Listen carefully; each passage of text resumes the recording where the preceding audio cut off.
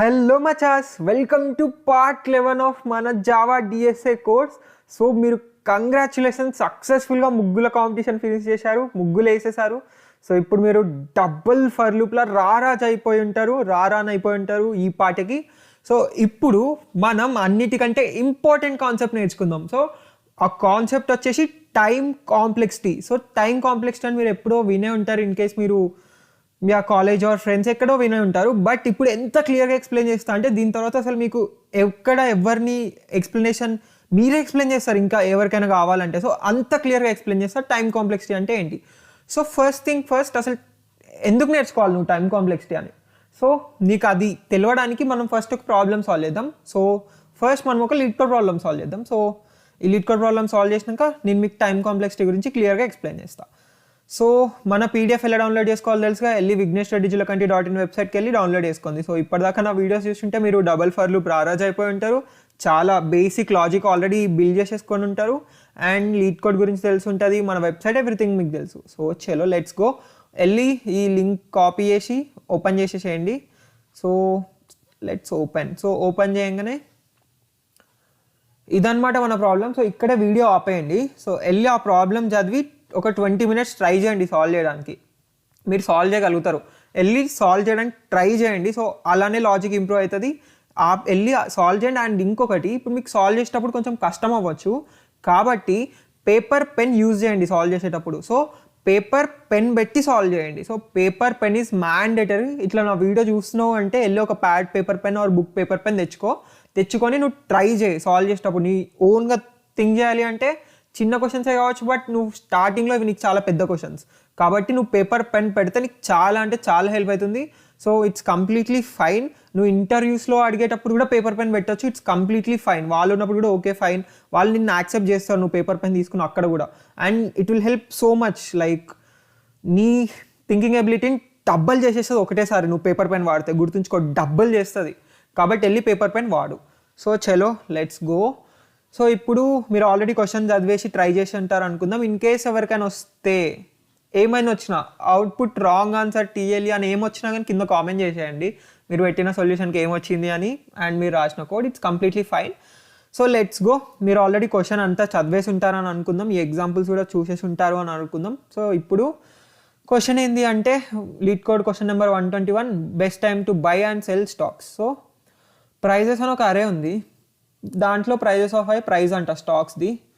So ఒకరోజు స్టాక్ని కొనాలి, ఇంకెప్పుడైనా అమ్మాలి. సో అట్లా అమ్మితే మ్యాక్సిమం ప్రాఫిట్ ఎంత వస్తుందని అడుగుతారు. ఓకే అంతే కదా. సో ఎగ్జాంపుల్ ఏంటి అంటే ఇక్కడ ఒకటి ఉంది. సో దీంట్లో నువ్వు ఏదో ఒక రోజు కొనొచ్చు, కొన్న తర్వాత ఏదో ఒక రోజు నెక్స్ట్ ఎప్పుడో ఒకసారి అమ్మాలి. సో అమ్మడం వల్ల ప్రాఫిట్ తెచ్చుకోవాలి. అంటే తక్కువ రేట్కి కొని ఎక్కువ రేట్కి అమ్మినావు అంటే ప్రాఫిట్ వస్తుంది. సపోజ్ ఇక్కడ 1 కొను 5కి అమ్ము. సో 1 రూపీ ఉన్నప్పుడు కొని 5 రూపీ ఉన్నప్పుడు అమ్మితే నీకు ప్రాఫిట్ ఎంత? 5 - 1 4. సో అది క్వశ్చన్. ఇన్ కేస్ నువ్వు 7 రూపీస్ ఉన్నప్పుడు కొని 6 రూపీస్ ఉన్నప్పుడు అమ్మినావు అనుకో, నీ ప్రాఫిట్ ఎంత? -1, అంటే లాస్ వచ్చింది 1 రూపీ. సో ఇప్పుడు హైయెస్ట్ ప్రాఫిట్ ఎట్లా వస్తుంది అంటే 1 ఉన్నప్పుడు కొను, 6 ఉన్నప్పుడు అమ్ము. ఎంత వస్తుంది ఎప్పుడు ప్రాఫిట్? 5 రూపీస్ ప్రాఫిట్ వస్తుంది. నువ్వు దానికంటే ఎక్కువ ప్రాఫిట్ తెచ్చి చూపిలేవు, ఎందుకంటే అదే హైయెస్ట్ ప్రాఫిట్. ఇక్కడ చూడు, ఇక్కడ చూస్తే ఎన్నో దగ్గర కొను, ఎన్నో అమ్మడానికి ట్రై చేయి.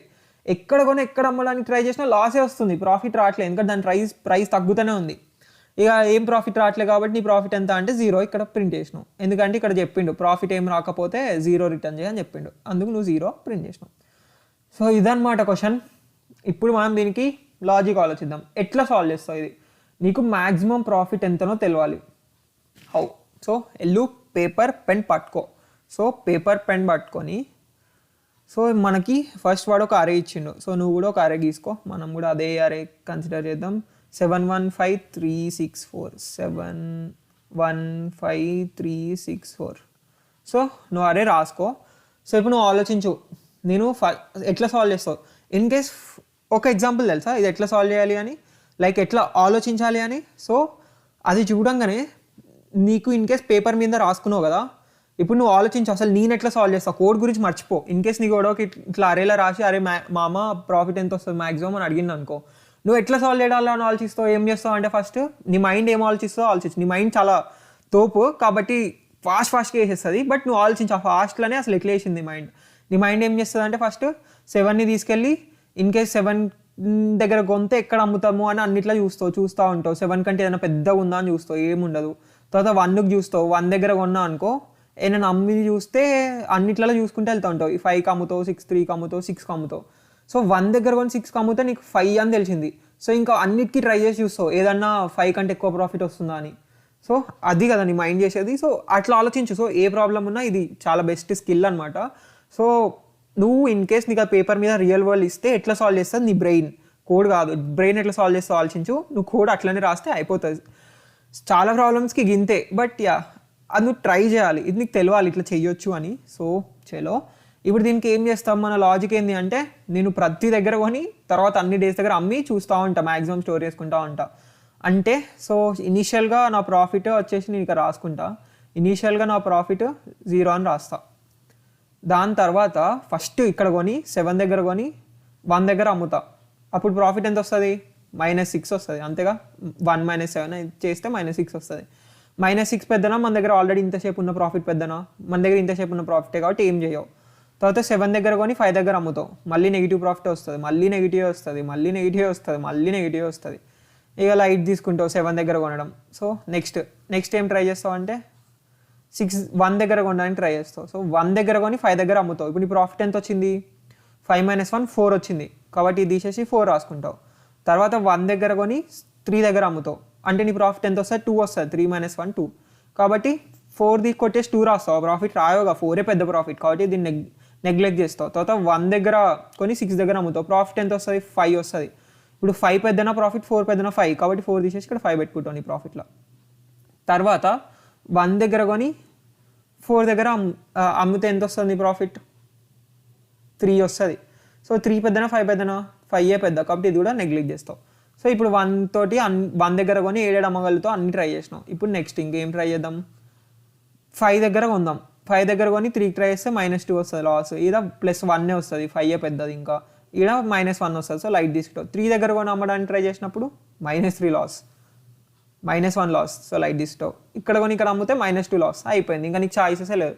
సో ఇట్లా అన్ని ట్రై చేసినావు. ఇప్పుడు ట్రై చేసినప్పుడు ప్రాఫిట్ని అప్డేట్ చేసుకుంటా ఉంటే ప్రాఫిట్ నీకు వచ్చేసింది 5 అని వచ్చేసింది, నీకు కావాల్సిన ఆన్సర్ వచ్చేసింది.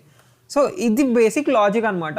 సో ఇది ఎట్లా చేస్తావు, ఇప్పటికి నువ్వు ఫర్ లూప్లో రారాజు కదా. సో ఆబ్వియస్లీ నువ్వు దీనికి ఫర్ లూప్ రాయాలని నీకు తెలుస్తుంది, ఎట్లా రాసేస్తావు కూడా తెలుస్తుంది. సో ఫస్ట్ టైం మన ఫర్ లూప్ i = 0 దగ్గర స్టార్ట్ అయ్యి దీని లెంత్ n అనుకుందాం. సో n ఏమో లెంత్ అనుకుందాం. సో అప్పుడు i n i++ అంటావు. సో ఇక్కడ i n అని రాసుకోవచ్చు, లేకపోతే i n - 1 అన్న రాసుకోవచ్చు. ఎందుకంటే 6 దగ్గరకు వచ్చి ఆపేస్తున్నాం, 4 నుంచి వేరే వాటికి ఏం కంపేర్ చేయట్లేదు, ఏమి ఉండవు కాబట్టి. సో n - 1 అనొచ్చు. సో ఇట్లా అన్నప్పుడు తర్వాత ఏం చేస్తున్నావు, లోపల ఫర్ లూప్ ఏం చేస్తున్నావు, ఇప్పుడు బయట ఫర్ లూప్ ఓకే. సో లోపల ఫర్ లూప్ ఎక్కడ స్టార్ట్ అవుతుంది, సో 7 అన్నిటితో కంపేర్ చేస్తున్నప్పుడు 7 కంపేర్ చేస్తున్నావు అంటే i 0 ఉన్నట్టు. j వాల్యూస్ ఏమేమవుతున్నాయి, ఇక్కడ స్టార్ట్ అయ్యి లాస్ట్ దాకా వెళ్తున్నాయి. సో j వాల్యూస్ i+1 దగ్గర స్టార్ట్ అవుతున్నాయి కదా. సో అందుకు నువ్వు for j = i+1 j n j++ అని రాయొచ్చు. రాసేసి ఇక్కడ లోపల నీకు కావాల్సిన కోడ్ నువ్వు రాసుకోవచ్చు. సో ఇది బయట డబల్ ఫర్ లూప్ అనమాట. ఈ డబల్ ఫర్ లూప్ నీకు అర్థమై ఉంటుంది. ఇన్ కేస్ నువ్వు ఇంతకుముందు ముగ్గులు చేసి ఉంటే మాత్రం పక్కా అర్థమై ఉంటుంది. కాబట్టి ఎవరైనా దీని ముందర 2 వీడియోస్ ముగ్గులు చేయకపోయి ఉంటే ఎలా ముగ్గులు చేయండి, అట్లనే మీ లాజికల్ పవర్ ఇంప్రూవ్ అవుతుంది. ఈ డబల్ ఫర్ లూప్స్ అక్కడ మొత్తం క్లియర్గా ఎక్స్ప్లెయిన్ చేశా.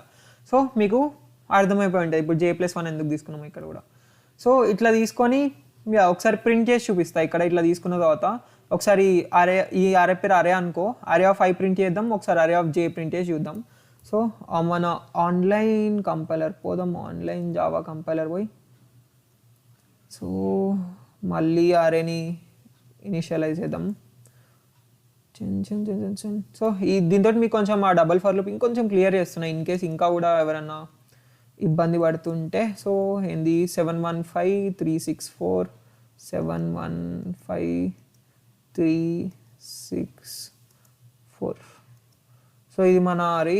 సో ఇప్పుడు దీని లెంత్ మనం ఎన్లో స్టోర్ చేసుకుందాం. తర్వాత మన ఫర్ లూప్ మనం రాసేద్దాం, మనకు కావాల్సిన ఫర్ లూప్ రాద్దాం. For int I equal to 0, I less than n minus 1, I plus plus. For int j equal to I plus 1, j less than n, j plus plus. So దీని లోపల system.out.println ln అరే of I print చేద్దాం, దాంతోపాటు అరే of జే కూడా print చేద్దాం. So array of I array of j రెండు print చేసి చూస్తున్నాం. సో ఈ రెండు ప్రింట్ చేసి చూడడం వల్ల ఇప్పుడు మనకి ఐజే వాల్యూస్ ఏమైతే అర్థమవుతాయి. మనకి ఇప్పుడు 7ని 1 తోటి కంపేర్ చేయాలి, 7ని 5 తోటి కంపేర్ చేయాలి, అట్లనే వచ్చిందా. సో 7ని 1 తోటి కంపేర్ చేద్దాం, 7 5 7 3 7 6 7 4. తర్వాత 1ని 5 తోటి కంపేర్ చేయాలి. సో 1 5, తర్వాత 1ని 3 తోటి కంపేర్ చేయాలి, 1 3. So IJ values correct set అయిపోయినాయి. ఇప్పుడు మనం కంపేర్ చేద్దాం. సో బయట ఒకటి ఫస్ట్ ఇంటూ ప్రాఫిట్ ఏమో మొత్తం ఇదే మన ఫైనల్ ఆన్సర్ అన్నమాట. ప్రాఫిట్ బై డిఫాల్ట్ 0 తీసుకుందాం. ఇప్పుడు నీకు ఇక్కడ ప్రాఫిట్ రావాలంటే ఏం చేస్తావు, ఫస్ట్ టెంపరీ ప్రాఫిట్ ఎంత, అరే ఆఫ్ జే మైనస్ అరే ఆఫ్ ఐ అంటే ప్రాఫిట్ వస్తుంది కదా.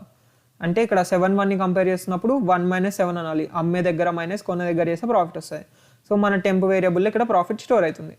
స్టోర్ అయిన తర్వాత ఇప్పుడు నువ్వు ఏం చేస్తావు అంటే ఇప్పుడు ప్రాఫిట్ కంటే ఇది పెద్దగా ఉందా అని చూస్తావు. If temp in case profit కంటే పెద్దగా ఉందనుకో ప్రాఫిట్ను అప్డేట్ చేసేస్తావు, ప్రాఫిట్ ఈక్వల్ టు టెంప్ అంటావు.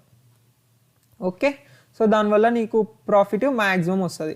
సో ఇక్కడ system.out.println ప్రాఫిట్ అన్నా అనుకో, సో మ్యాక్సిమం ప్రాఫిట్ ఏముందో అది మనకి ప్రాఫిట్లోకి వచ్చేస్తుంది. అక్కడ ఇది తీసేద్దాం ఈ ప్రింట్ స్టేట్మెంట్. సో ఇప్పుడు లెట్స్ రన్ చేసి చూద్దాం ఏమొస్తుందో. సో 5 వచ్చింది. సో 5 ఎందుకు వచ్చింది, మ్యాక్సిమం 5 కదా. ఇక్కడ ఏమవుతుంది, 1 దగ్గర కొని 6 దగ్గర అమ్మితే మ్యాక్సిమం ప్రాఫిట్ 5 అవుతుంది. ఇన్ కేస్ నీకు ఇట్లా రాయొద్దు అనుకున్నావు అనుకో, మనం మ్యాక్స్ అని ఒకటి ఉంది తెలుసా, ప్రాఫిట్ ఈక్వల్ టు math.max. ఇది ఆల్రెడీ నేర్చుకున్నాం ముందు వీడియోలోనే. So max of profit comma temp అన్నాం అనుకో. సో టెంప్ ప్రాఫిట్ ఈ రెండిట్లలో ఏది పెద్ద నెంబర్ అయితే ప్రాఫిట్ అది అవుతుంది. ఇన్ కేస్ ప్రాఫిటే పెద్దది అనుకో ప్రాఫిట్ ఈక్వల్ టు ప్రాఫిట్ ఏం మారదు. ఇన్ కేస్ టెంప్ పెద్దది అనుకో ప్రాఫిట్ ఈక్వల్ టు టెంప్ అవుతుంది. సో ఈ రెండిట్లలో ఏది మ్యాక్సిమం అది ప్రాఫిట్కి రిటర్న్ చేస్తుంది. సో మనం ఈ కండిషన్ పెట్టడం అవసరం లేదు. సో ఇప్పుడు రన్ చేసి చూద్దాం, మళ్ళీ అవుట్పుట్ 5 వస్తుంది. సో ఇంత సింపుల్ ఉందిగా, సింపుల్ అండ్ కొంచెం లాజికల్ బాగుంది.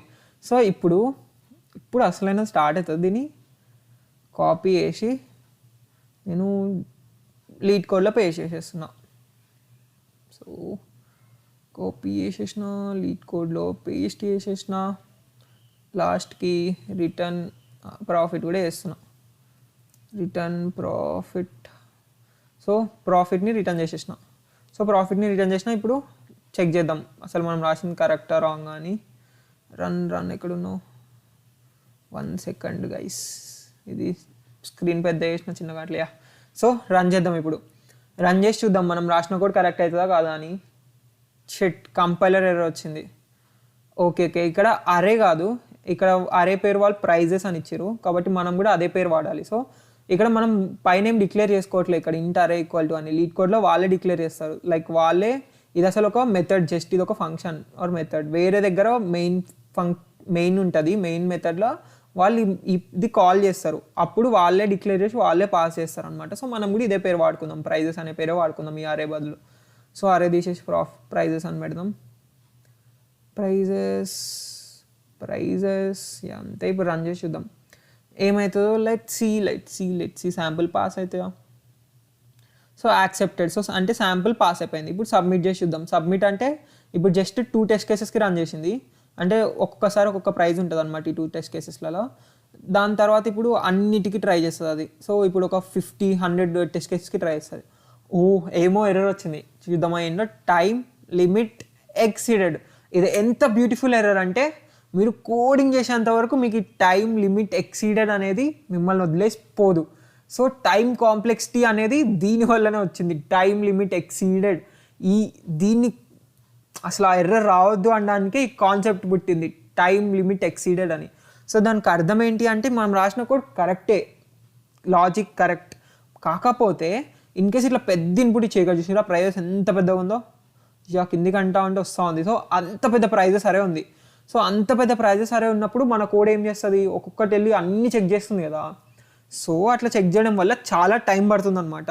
అట్లా కాకుండా ఇంకొంచెం తక్కువ టైంలో ఫినిష్ చేయాలి. సో ఇక్కడ నువ్వు చూడొచ్చు 212 టెస్ట్ కేసెస్ ఉన్నాయి, మన ఓన్లీ 203 పాస్ అయినాయి. సో లీడ్ కోడ్ ఏం చేస్తుంది అంటే స్టార్టింగ్ 200 అట్లా టెస్ట్ కేసెస్ చిన్న చిన్నవి ఉంటాయి, చిన్న చిన్న అరేలు పెడుతుంది. లాస్ట్ 10-5 ఉంటాయా, లాస్ట్ 10-5 మాత్రం పెద్ద పెద్ద టెస్ట్ కేసెస్ పెడుతుంది. సో ఇన్ కేస్ నీ కోడ్ ఆప్టిమల్ లేదు అనుకో, అప్పుడు నీకు పాస్ కాదు.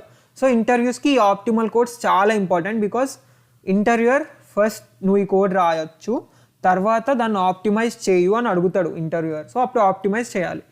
సో అది చెప్పడానికి నీకు టైం కాంప్లెక్సిటీ అనే కాన్సెప్ట్ రావాలి. సో అప్పుడే ఇది అర్థమవుతుంది అసలు ఎందుకు ఎర్రర్ వచ్చింది, నా కోడ్ అసలు ఆప్టిమల్ ఉందా, నా కోడ్ ఆప్టిమల్ లేదా అని అర్థమవుతుంది. సో ఇప్పుడు మనం టైం కాంప్లెక్సిటీ అనేది వెళ్ళి నేర్చుకుందాం. టైం కాంప్లెక్సిటీ, సో టీఎల్ఈ వస్తుంది మనం రాసిన కోడికి కూడా. సో టైం కాంప్లెక్సిటీ అని నేర్చుకుందాం. సో టైం కాంప్లెక్సిటీ మనం ఒక సింపుల్ ఈజీ ఎగ్జాంపుల్ తీసుకొని నేర్చుకుందాం. ఈ ఎగ్జాంపుల్ మీ ఫ్రెండ్స్ అందరికీ చెప్పేసాయి, వాళ్ళు ఫుల్ హ్యాపీ ఫీల్ అవుతారు. టైం కాంప్లెక్సిటీ నేర్పించినావు మావా అంటారు నిన్ను. సో నీకు చెప్పబుద్ధి కాకపోతే నా వీడియో సజెస్ట్ చేయి, నీకు చెప్పినాక కూడా నా వీడియో సజెస్ట్ చేయి. సో మన కాన్సెప్ట్ వచ్చేసి కట్టప్ప అని ఎవరు చంపారు. చాలా మెమరీస్ వస్తున్నాయిగా కట్టప్ప బాహుబలి అంటే. అప్పట్లో చేతులు కోసుకునే వాళ్ళం కట్టప్పని ఎవరు చంపారు అని. చీచి కట్టప్ప కాదు, కట్టప్పని బాహుబలి ఎందుకు చంపిండు, కాదు బాహుబలిని కట్టప్ప ఎందుకు చంపిండు, షిట్. సో బాహుబలిని కట్టప్ప ఎందుకు చంపిండు. సో ఇప్పుడు మన కాన్సెప్ట్ కూడా అదే. అయితే ఇక్కడ మన స్టోరీ వినండి. ఫస్ట్ మన స్టోరీ ఏం లేదు, సింపుల్. కట్టప్ప వెళ్తాడు, బాహుబలిని చంపేస్తాడు. పాపం బాహుబలి. సో చంపేసిండా ఇప్పుడు బాహుబలిని కట్టప్ప. చంపిన తర్వాత అక్కడ ఒక గుంపు ఉంటుంది, 99 మంది ఆ గుంపు ఉంటే కట్టప్ప వెళ్ళి ఆ గుంపులో ఏరుతాడు. సో చేరితే కట్టప్పతోటి మొత్తం 100 మంది ఉంటారు ఆ గుంపులో. సో నువ్వు ఆర్ నేను ఇన్వెస్టిగేషన్స్ అనమాట, మనం సిబిఐ నుంచి వచ్చినాం. మనం ఇప్పుడు మనకి కట్టప్ప ఫేస్ తెలియదు. సో మనకు కట్టప్ప ఫేస్ తెలియదు, మనం కనిపెట్టాలి ఆ 100 మందిలో కట్టప్ప ఎవరని. ఇది క్వశ్చన్. సో ఇప్పుడు ఇది సినారియో. సో 100 మంది ఉంటారన్నమాట ఇక్కడ. 100 మందిలో కట్టప్ప ఎవరు అని కనిపెట్టాలి. సో ఇప్పుడు కొన్ని రూల్స్ ఉన్నాయి. సో ఈ గేమ్లో కొన్ని రూల్స్ ఉన్నాయి అనుకో. సో ఇది గేమ్ అనుకో ఆర్ ఎల్స్ రియల్ లైఫ్ అనుకో. So first in case rules ఇట్లున్నాయి, అందరు అక్కడ నిలబడినప్పుడు నువ్వు వెళ్ళి కట్టప్ప ఎవరు అని అడగంగానే చెయ్యెత్తిండు అనుకో Kattappa.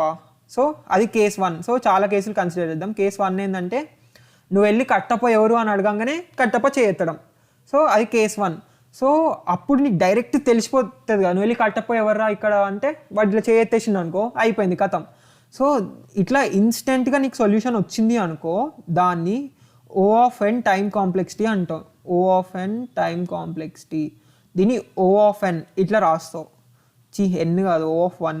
Sorry guys, sorry. So O of 1 అంటాం. సో ఇన్ కేస్ నువ్వు వెళ్ళి కట్టప్ప ఎవరు అనగానే డైరెక్ట్ చెప్పేసి నేనే కట్టప్ప అని. సో ఇక నువ్వు అందరిని వెళ్ళి ఏం అడగలే, డైరెక్ట్ ఒక్కసారి గుంపు మొత్తాన్ని అడిగినావు కట్టప్ప ఎవరు అనగా డైరెక్ట్ చేతులు చెప్పేసిండు. సో ఎంత టైం పట్టింది దానికి, 1 టైం పట్టింది. సో O of 1 అంటాం దాన్ని. O of 1 అంటావు దీన్ని, లేకపోతే బిగ్ O of 1 అని కూడా అంటారు. So big O of 1.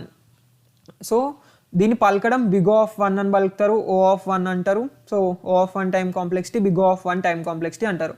So ఇప్పుడు నీకు ఒక టైం కాంప్లెక్సిటీ వచ్చింది. సో టైం కాంప్లెక్సిటీలో టైప్స్ ఉంటాయి అనమాట. Big O of 1, big O of log n, big O of n, big O of n square, అట్లా big O of n cube, big O of 2 power n, అట్లా చాలా time కాంప్లెక్సిటీలు ఉంటాయి. ఇప్పుడు ఇవన్నీ నీకు ఎక్స్ప్లెయిన్ చేస్తా అంటే ఏంటి అని.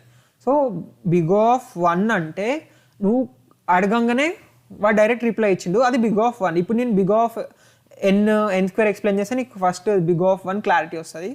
సో నెక్స్ట్ సినారియో 2 ఏంది అంటే, నువ్వు కరెక్ట్ వాడి దగ్గరికి వెళ్ళి మచా నువ్వేనా కట్టప్ప అన్నావు అనుకో, వాడు అవును అంటాడు. అంటే ఇప్పుడు 100 మంది ఉంటారు కదా, ఒక్క టీషర్ట్ మీద 1, 2, 3 అట్లా 100 దాకా రాసి ఉంటాయి. ఇప్పుడు నువ్వు 2 వాడి దగ్గరికి వెళ్ళి నువ్వేనా కట్టప్ప అంటే వాడు కాకపోతే కాదు అంటాడు, వాడే కట్టప్ప అయితే అవును అంటాడు. సో ఇప్పుడు నువ్వు కట్టప్పని ఎట్లా కనిపెడతావు చెప్పు. సో ఇప్పుడు నువ్వు కట్టప్పని కనిపెట్టాలంటే ఒక్కొక్కరి దగ్గరికి వెళ్ళి నువ్వేనా కట్టప్ప అని 100 మందిని అనాలి. అంటే కరెక్ట్ సపోజ్ ఫస్ట్ వన్ అంటేవాడు కాదు, సెకండ్ వన్ అంటేవాడు కాదు, అట్లా అనుకుంటూ పోతా ఉంటే ఒక 80 దగ్గరనో 50 దగ్గరనో ఫస్ట్ వాడి దగ్గరనో 10th వాడి దగ్గర నీకు దొరుకుతాడు కట్టప్పవాడు. ఎందుకంటే అన్న అడిగితే వాడు నిజంగా కట్టప్ప అయితే వాడు కట్టప్ప అని చెప్పేస్తాడు. ఇది కేస్ 2 అనమాట. సో ఇట్లా ఒక్కొక్కరిని అడుక్కుంటూ పోయి దాన్ని బిగ్ ఆఫ్ n అంటారు. ఎందుకంటే మనకి ఇక్కడ ఎంత టైం పడుతుంది అంటే, సో ఇప్పుడు సపోజ్ సెకండ్స్ అనుకో, ఇది 1n సెకండ్స్ అనుకో, అది జనరల్ సెకండ్స్ కాదు, బట్ యా ఇప్పుడు నీకు ఎగ్జాంపుల్ క్లియర్ కావడానికి. సో 1 సెకండ్లో నువ్వు అడుగుతావు కట్టప్ప ఎవరు అని ఫస్ట్ సినారియోలో, డైరెక్ట్గా చేతులు లేపేస్తాడు. సో అది బిగ్ ఆఫ్ 1. సపోజ్ నీకు ఇక్కడ 100 మంది ఉరు, సో n 100 అనుకో, 100 మంది ఉరు. సో 100 మంది దగ్గర పోయి ఒక్కొక్కసారి అడుగుతావు. అడిగినప్పుడు ఒక్కొక్కటి దగ్గరికి వెళ్తే వాడు చెప్తాడు నేను కట్టప్పన కాదా అని. అప్పుడు నీకు ఎంత టైం పడుతుంది, n సెకండ్స్ పడుతుంది. సో దానికి నువ్వు బిగ్ ఆఫ్ n అని పిలవచ్చు అందరి దగ్గరికి ఒక్కొక్కసారి వెళ్ళి అడిగితే. సో నువ్వు అనొచ్చు మచ్చా ఫస్ట్ నేను అడిగినోడే కట్టప్ప అయింది అనుకో, అప్పుడు 1 సెకండ్లో అయిపోతుంది కదా అనొచ్చు. ఓకే కరెక్టే. బట్ ప్రతిసారి నువ్వు వెళ్ళి ఫస్ట్ టైం కట్టప్పనే అడుగుతావా, కరెక్ట్ వెళ్ళి కట్టప్పనే అడుగుతావు, అడగలేవు కదా, లక్ ఉండాలి దానికి.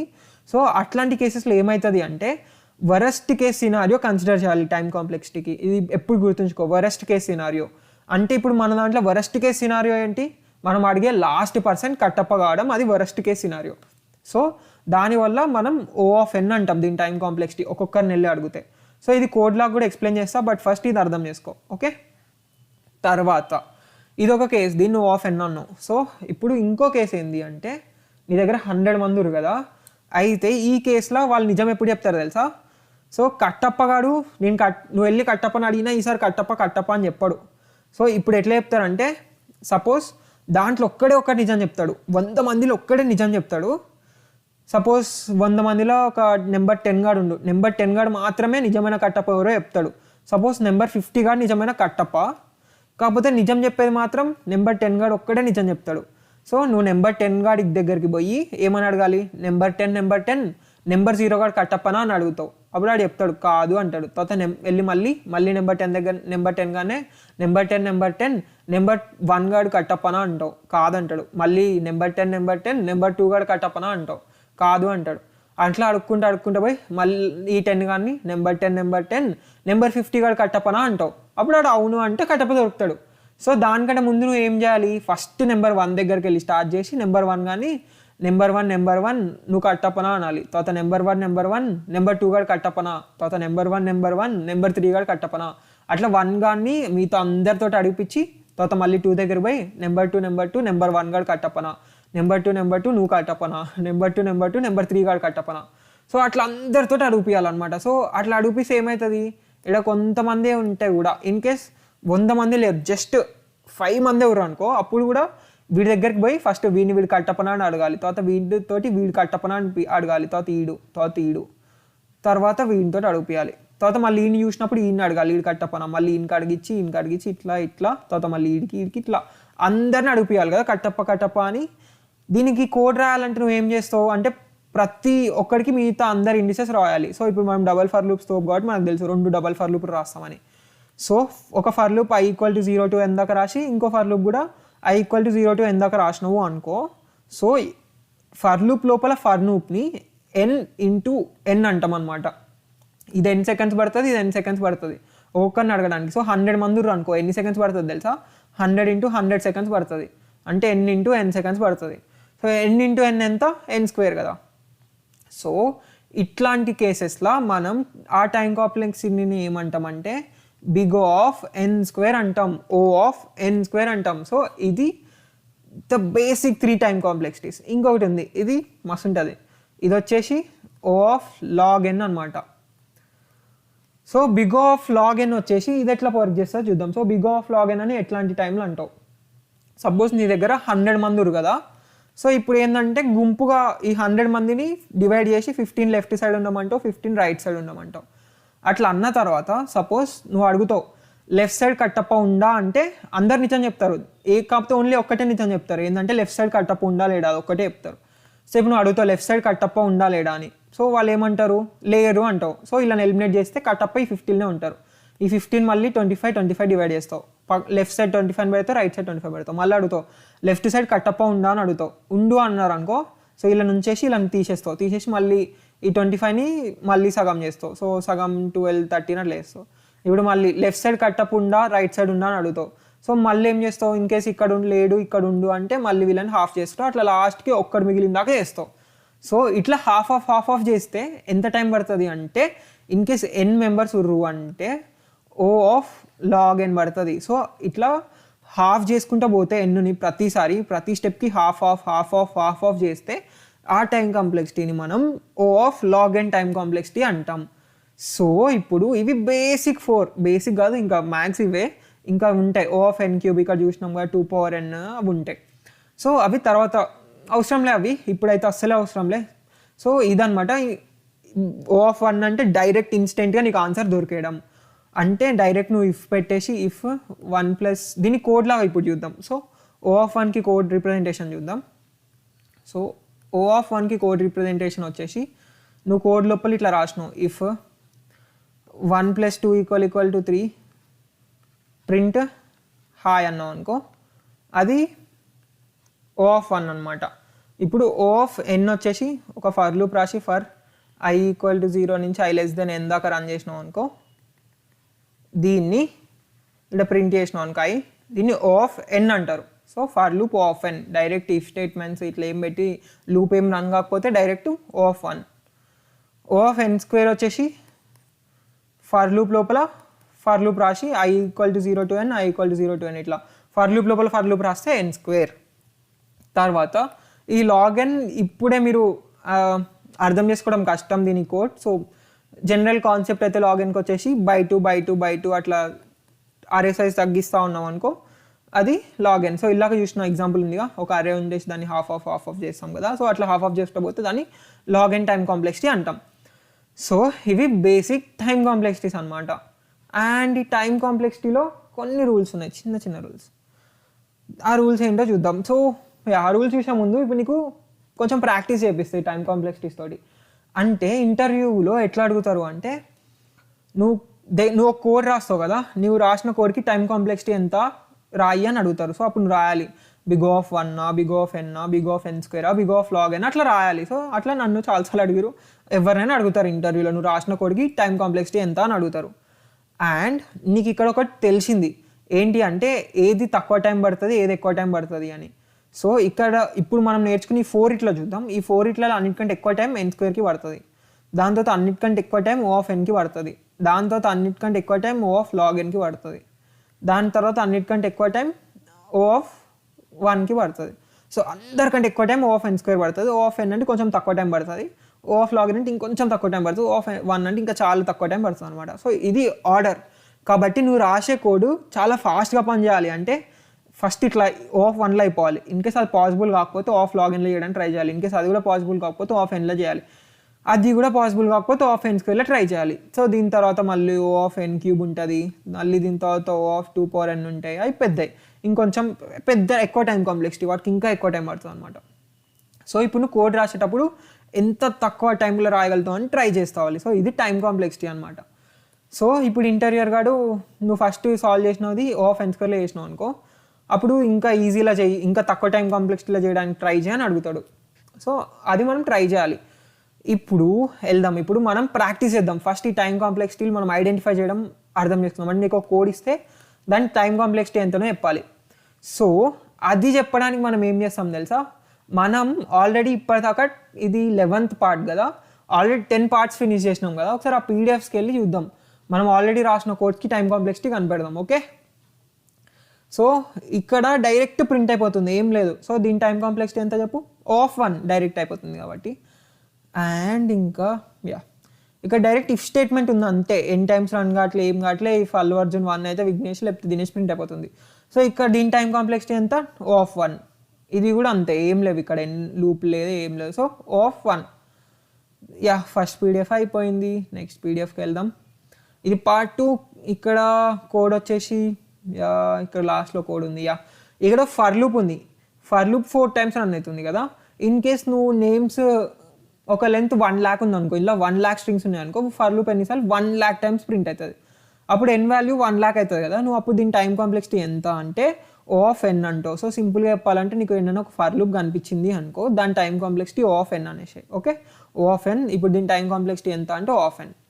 తర్వాత దీని టైం కాంప్లెక్సిటీ చూద్దాం పార్ట్ 3లో. ఇక్కడ ఫర్ లూప్ ఉంది, ఆ ఫర్ లూప్ లోపల ఇఫ్ స్టేట్మెంట్ ఉంది. సో ఇఫ్ స్టేట్మెంట్కి టైం కాంప్లెక్సిటీ ఏంటి, ఓ ఆఫ్ 1 ఉట్టి ఇఫ్ స్టేట్మెంట్కి. బట్ దీని టైం కాంప్లెక్సిటీ ఎంత, ఫర్ లూప్ది ఓ ఆఫ్ n, కాబట్టి మనం దీని టైం కాంప్లెక్సిటీ ఎంత అంటే ఓ ఆఫ్ n అని చెప్తాం. నెక్స్ట్ ఇక్కడ కూడా time complexity O of n, ఒక ఫర్ లూప్ ఉంది. ఇక్కడ కూడా ఒక ఫర్ లూప్ ఉంది, ఓ ఆఫ్ n. ఇక్కడ కూడా ఫర్ లూప్ ఉంది, ఓ ఆఫ్ n. సో పార్ట్ 2 కూడా అయిపోయింది. Next part 3, 4 okay. సరే పార్ట్ 4లో ఒక ఫర్ లూప్ ఉంది O ఆఫ్ n, అండ్ ఇక్కడ ఒక ఫర్ లూప్ ఉంది O ఆఫ్ n. అయితే ఇక నువ్వు చెప్పొచ్చు మచ్చా ఈ for loop O of n, కాకపోతే ఇఫ్ స్టేట్మెంట్కి మనకు తెలిసినంత వరకు O ఆఫ్ 1 కదా అంటావు. సో ఇప్పుడు ఇట్లా వచ్చినాయి 2 టైం కాంప్లెక్సిటీస్ కనిపించినాయి అనుకో నీకు ఒకటే క్వశ్చన్లో, అప్పుడు ఏం చేయాలి అంటే, సో మనం అన్నట్టు పై దాని ఫస్ట్ దీని టైం కాంప్లెక్సిటీ ఎంత O of n, so O of n రాసుకో. దీని టైం కాంప్లెక్సిటీ ఎంత ఇఫ్ స్టేట్మెంట్ O ఆఫ్ 1 కదా, O ఆఫ్ 1 రాయి. సో 2 పక్కన ఉన్నాయి కాబట్టి ప్లస్ పెట్టు. సో ఇప్పుడు ఇట్లా ప్లస్ ఉంది అనుకో 2 టైం కాంప్లెక్సిటీస్ మధ్యలో, అప్పుడు నువ్వు ఏం చేస్తావు అంటే ఈ రెండిట్లలో ఏ టైం కాంప్లెక్సిటీ మ్యాక్సిమం ఉందో కన్సిడర్ చేస్తావు. సో O ఆఫ్ 1 ఎక్కువ టైం తీసుకుంటుందా, O ఆఫ్ n ఎక్కువ టైం తీసుకుంటుందా, ఇది ఎక్కువ టైం తీసుకుంటుంది. సో దీన్ని తీసేసి డైరెక్ట్ నువ్వు చెప్పేస్తావు టైం కాంప్లెక్సిటీ ఎంత కోడిది అంటే O ఆఫ్ n అని చెప్పేస్తావు. సో దీని time complexity O of n. ఇక్కడ చూస్తే మళ్ళీ same for loop O of n, దీని O of 1, O of n plus 1 O of n అయిపోయింది. నెక్స్ట్ పీడిఎఫ్కి వెళ్దాం. సో ఇక్కడ టైం కాంప్లెక్సిటీస్ ఇక్కడ కూడా సేమ్ అంతే. ఫస్ట్ ఒక ఫంక్షన్ని కాల్ చేస్తున్నాం. సో ఫంక్షన్ని జావాలో మెథడ్ అంటాం. సో బట్ జనరల్గా వాడతారు ఫంక్షన్ అనటం, బట్ అఫీషియల్గా మెథడ్స్ అనాలి మనం. ఈ వీటిని నేమింగ్ అనేది ఒక మెథడ్. సో బట్ జనరల్గా వాడతారు ఫంక్షన్స్ అని. సో ఇప్పుడు నేమింగ్ అని మెథడ్ని కాల్ చేస్తున్నాం, 2 సార్లు కాల్ చేస్తున్నాం. ఫర్ లూప్ 2 సార్లు జరుగుతుంది అంటే O of n plus O of n.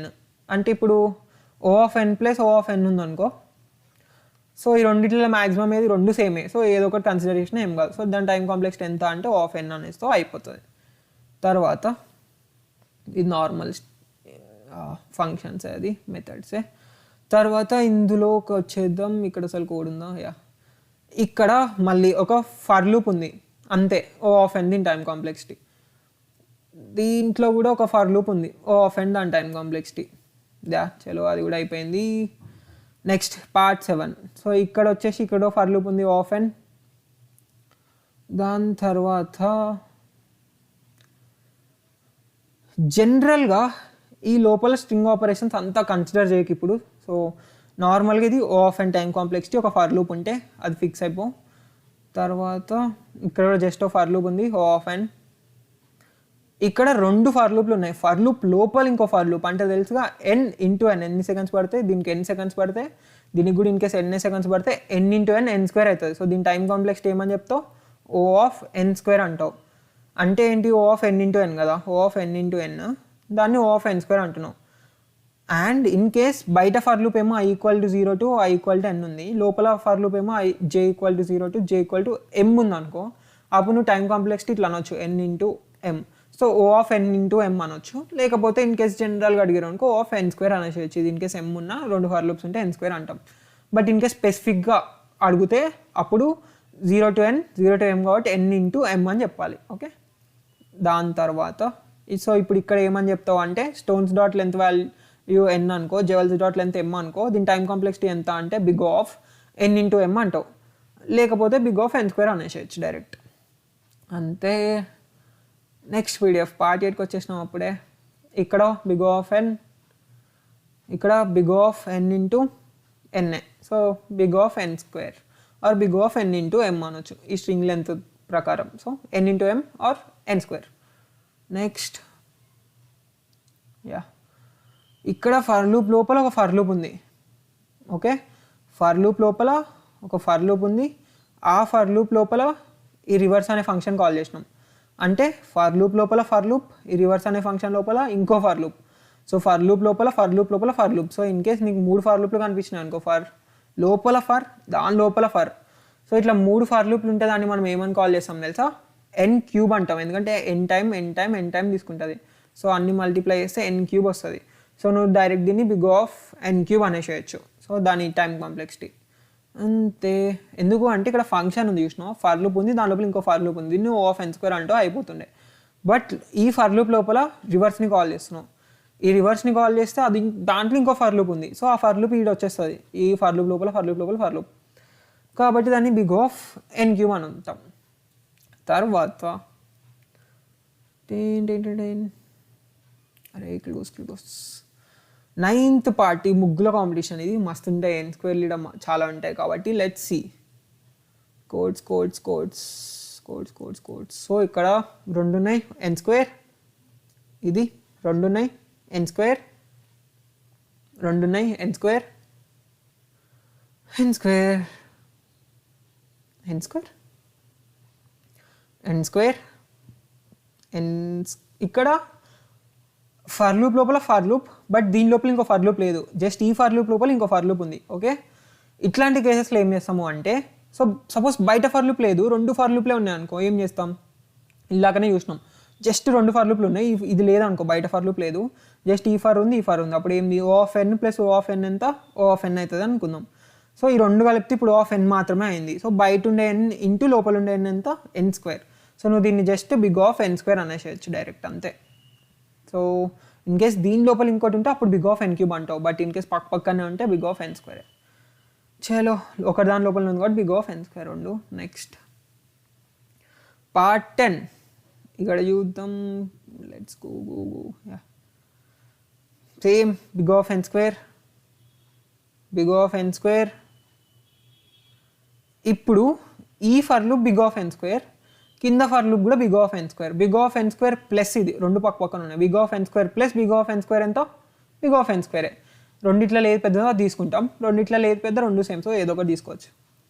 తర్వాత ఇక్కడ బిగ్ ఆఫ్ n స్క్వేర్, ఇక్కడ ఫర్ లూప్ లోపల ఫర్ లూప్ ఉంది, దాని పక్కన ఇంకో ఫర్ లూప్ ఉంది, సో బిగ్ ఆఫ్ n స్క్వేరే. Next big of n square, big of n square plus big of n square అంటే బిగ్ ఆఫ్ n స్క్వేరే.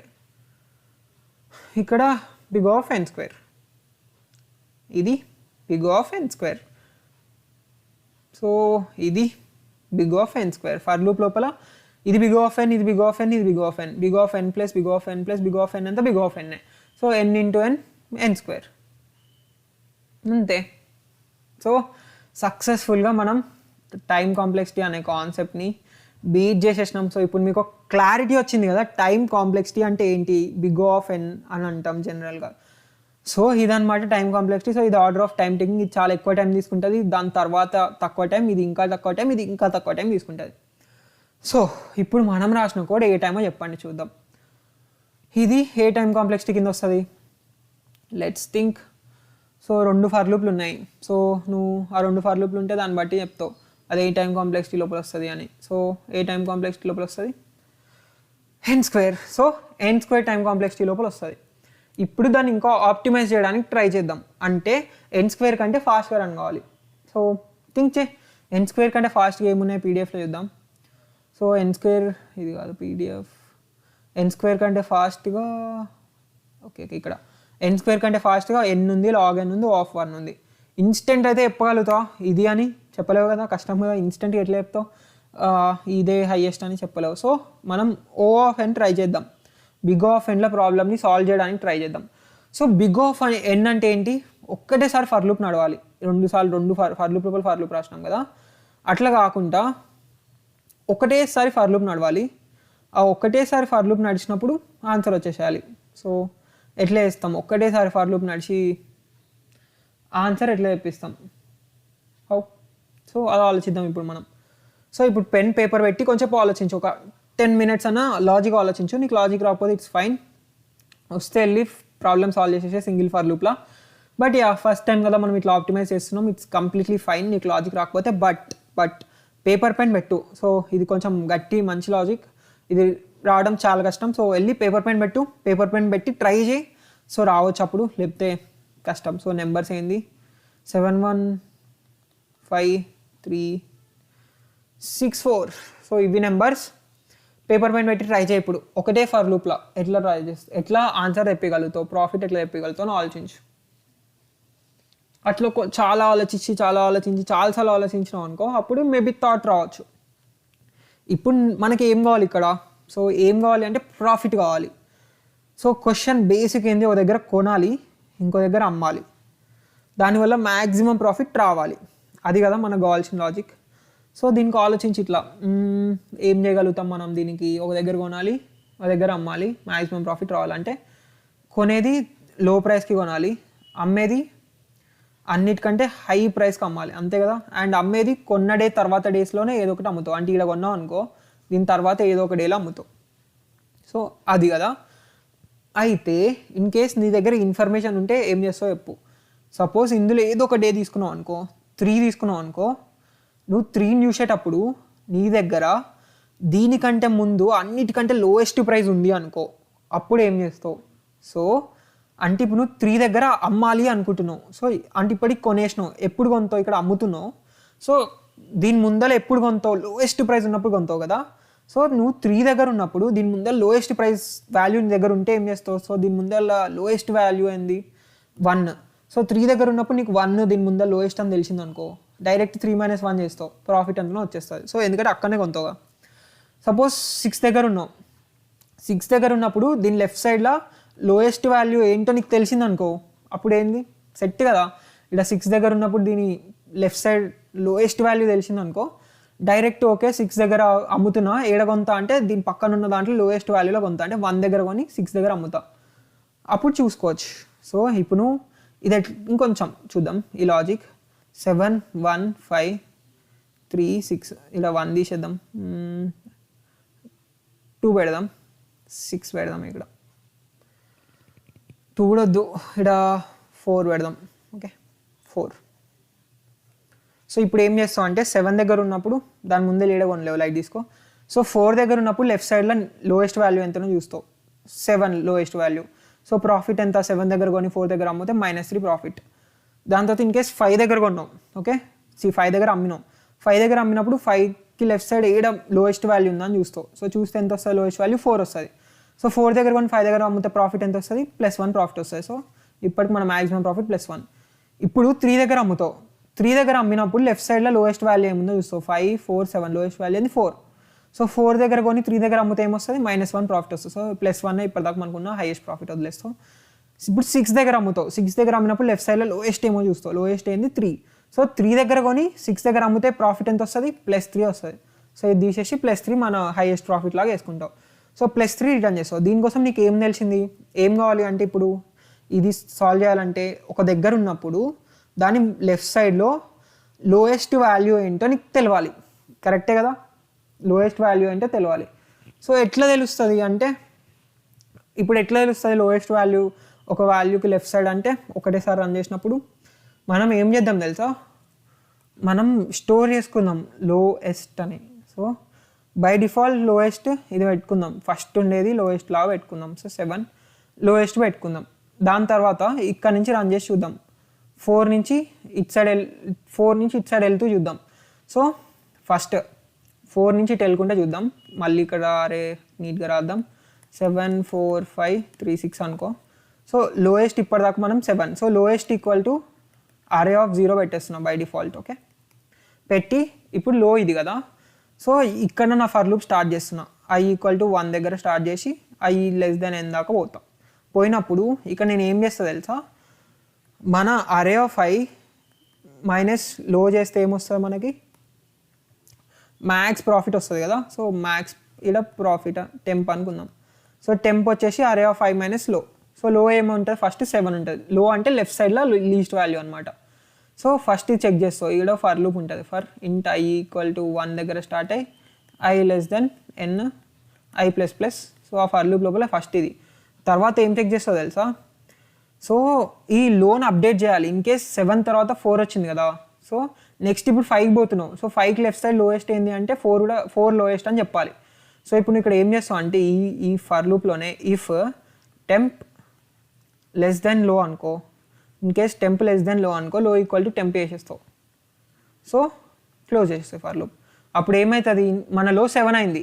ఇప్పుడు i 1 దగ్గర ఉన్నాం. సో ఫస్ట్ టెంప్ = అరే ఆఫ్ i మైనస్ లో అంటుంది. అంటే అరే ఆఫ్ i ఏంటి? 4 4 మైనస్ లో ఏంది? 7. 4 - 7 -3 అవుతుంది.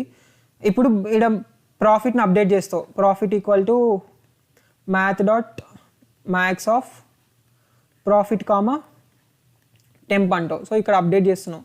ఇన్ కేస్ మన టెంప్ కంటే ప్రాఫిట్ బై డిఫాల్ట్ బయట 0 తీసుకున్నావు ఎన్నో. సో ప్రాఫిట్ కంటే ఎక్కువ ఉంది అనుకో టెంప్, ప్రాఫిట్కి అది వేసేస్తున్నావు. బట్ -3 వస్తుంది కాబట్టి ప్రాఫిట్ 0నే ఉంటుంది, ఏం అప్డేట్ కాదు. కాకపోతే టెంప్ ఇన్ కేస్ అరే ఆఫ్ i, ఇప్పుడు మనం చూస్తున్న వాల్యూ ఏంటి? అరే ఆఫ్ i కదా. 4 అనేది లో ఉంది అనుకో, అప్పుడు దానికి అర్థం లో = 4 చేసేసాయి. సో నెక్స్ట్ అప్పుడు ఏమవుతుంది, లో ఈక్వల్ టు 4 చేసేస్తావు. ఇప్పుడు లో ఏమవుతుంది 4 అవుతుంది. లో 4 అయినాక వీడికి వచ్చేసరికి ఏమవుతుంది, ఇప్పుడు లో వాల్యూ ఏమవుతుంది 4 అవుతుంది. తర్వాత ఇక్కడ 3కి వెళ్ళినప్పుడు ఈ మూడిట్లలో ఏది లో ఉందో అది లో వాల్యూ అవుతుంది. 6కి వెళ్ళినప్పుడు వీటన్నిట్లలో ఏముందో లో అది లో వాల్యూ అవుతుంది. ఎందుకంటే ఫర్ లూప్లో ప్రతిసారి నేను లోని అప్డేట్ చేస్తున్నా. ముందరికి వెళ్తావు అంటే లో ఈక్వల్ టు ఇట్లా కండిషన్ పెట్టచ్చు, లేకపోతే లో ఈక్వల్ టు మ్యాథ్ డాట్ లో of low comma array of I అంటున్నాం. సో ఇందులో లో కూడా వచ్చేస్తుంది ప్రతిసారి. సో నీకు లో కూడా తెలిసిపోతుంది ఏముంటుంది దీని లెఫ్ట్ సైడ్లో అని. సో ఇప్పుడు ఒక సింగిల్ ఫర్ లూప్లో ఆన్సర్ వస్తుంది చూసినావు మనకి. So let's solve this. మన ఆన్లైన్ జావా కంపైలర్కి వెళ్తే 2 ఫర్ లూప్లు వద్దు, దాన్ని ఆప్టిమైజ్ చేస్తున్నాం మనం. సింగిల్ ఫర్ లూప్లో వేసేద్దాం. సింగిల్ ఫర్ లూప్లో వేయడానికి మనకి లో అని ఒకటి కావాలి కదా. So int low equal to starting అరేలా ఫస్ట్ ఇండెక్స్ దగ్గర ఉన్నది తీసుకుందాం అండ్ ఫర్ లూప్ని కూడా 1 దగ్గర స్టార్ట్ చేద్దాం. ఇప్పుడు temp equal to array of I minus లో.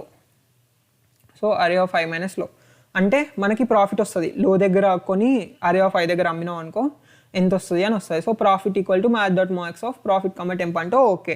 ఇప్పుడు లోన్ అప్డేట్ చేయాలి కదా. సో దానికి నువ్వు if low greater than array of I అనుకో ఇన్ కేస్, ఆర్ ఎల్స్ ఇదే రాయొచ్చు, లేకపోతే అరే ఆఫ్ ఐ లెస్ దెన్ లో అని రాయొచ్చు, రివర్స్ రాసినాం కదా. సో ఇన్ కేస్ మన దగ్గర ఉన్న వాల్యూ అరే ఆఫ్ ఐ కంటే పెద్ద ఉంది. సో ఇంకా దీంట్లో క్లారిటీ కడుతుంది.